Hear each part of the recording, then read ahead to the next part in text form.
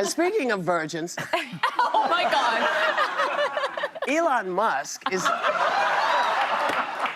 exiting his White House position as head of Doge, with some pointed remarks about his boss. You know, the boss's so-called big, beautiful bill. He had this whole thing on CBS Sunday Morning. Take a look.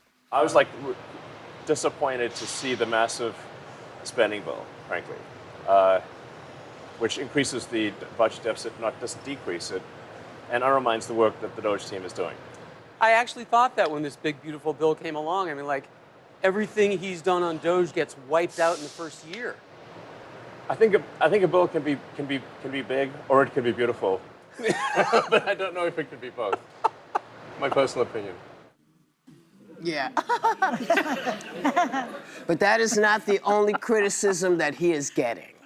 Yesterday, he was asked about a new nickname Wall Street traders gave his tariff policy. Take a look. Mr. President, Wall Street analysts have coined a new term called the taco trade. They're saying Trump always chickens out on your tariff threats, and that's why markets are higher this week. What's your response to that? I kick out? Chicken out.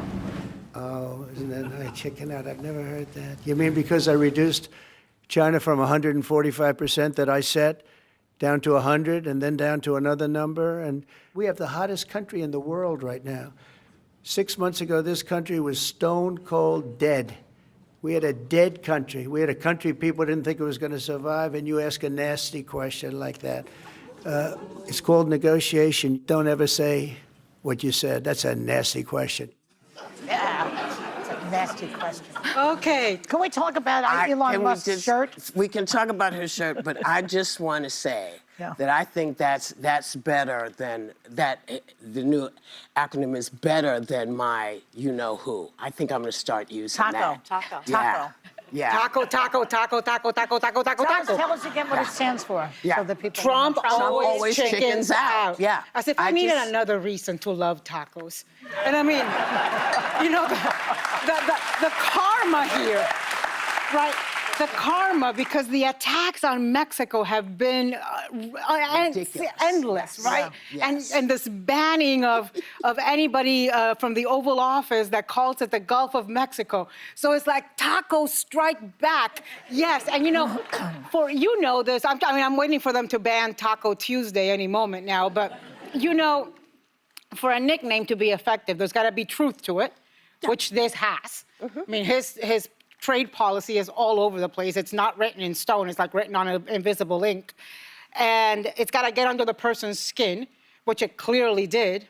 And when it's funny, when our audience first heard it, everybody burst out in laughter because it's true and funny and it gets under his skin. Así que, taco. So, and I don't know why it tickles me. It really does, though. I just think, I know you don't like this. There was also another big development yesterday, which the courts basically stepped in and said that a lot of his tariffs cannot be implemented. So I would argue this, hot take. These three pieces of news for Trump yesterday were both good news for Trump, but also good news for the country. And let me tell you why. Doge and Musk going away is a good thing. The Doge cuts were not done in a thorough, vetted, smart way. And I think that can give people a little bit of ease that, like, they're not going to be coming for your Social Security and cutting willy-nilly at different departments. On tariffs, this is going to put a pause on some of the most sweeping ones that are already raising costs on Americans. So this is a good intervention of the courts. And then finally, this taco bit. So basically, Wall Street analysts have decided that they're calling his bluff, and that is good because it's not going to give him the ability to create this massive market volatility, which we've seen him do, where people have lost tons of wealth and had our money wiped out in our retirements because they're waiting him out and they realize that he will fold. So this is actually all good from a place of just wanting general economic stability. Well, and I think a part of the nickname part is he's the king of nicknames. He's been doing it. So for a nickname to come back at him and see how that feels a little bit is not bad. But I do like the breakup of Elon and Donald Trump. It's something that, Alyssa, you've been saying for months. You said this bromance can't last. You've got these two alphas coming at each other, and he's going to let Elon take the fall. And I think Elon put his reputation. He lost $200 billion in Tesla. Excuse me, has lost $200 billion. His net worth is $150 billion down. Tesla dealerships are being vandalized. But why I say this is he said he doesn't understand that this big, beautiful bill was coming, and he's a little gobsmacked by it. But Alyssa said what Donald Trump is going to do, he's going to put Elon out there. Everyone's going to hate on Elon. Then he's going to fire Elon. Actually, and that was me. You as well. We knew he had a shit show. Elon's going to take the hit, and blame. here it's playing out, and Elon's acting surprised. I don't know what he expected. I miss him a little, the way I miss menstrual cramps. Which one? Elon. Elon. But The other one hasn't gone away yet. I see a lot For of, me, he's gone. I see a lot of blowback happening again, because I just want to mention Republican please. Representative Mike Flood in Nebraska, Ashley Hinson in Iowa. They both got booed and heckled. Every time these Republican guys go out there, they can't really justify what's in that big, beautiful bill. Let me tell you what's in it, if it passed. It's quick. It's going to gut Medicaid. It's going to gut food stamps. It's going to roll back clean energy efforts. Means we can all, go live in the smog.